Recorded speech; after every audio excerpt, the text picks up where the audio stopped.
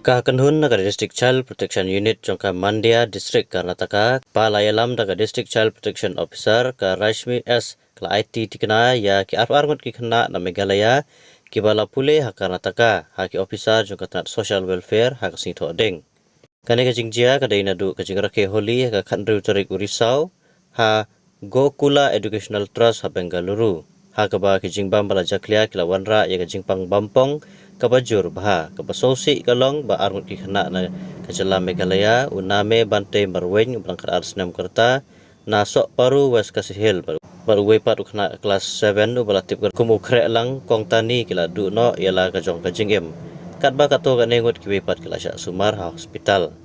hadin ka ne ka jingjia arngut ki Khynnah labu apo ka jingpe jong ka District Child Protection Officer Mandya District kat kum ki kendon jong ka juvenile justice. Now, this return of the 22 children has been facilitated by the hard work that went on through our director,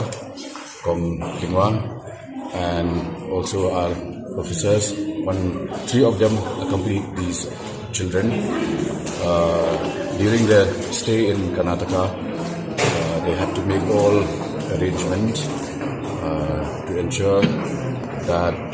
things are done in a manner which is legally tenable and which is lawful and as per protocol provided by the law. So only after that exercise was completed, then the team from Karnataka, led by the senior leader of the Child and Women's Right Commission, had then agreed to accompany the children and brought them back to Shitom today.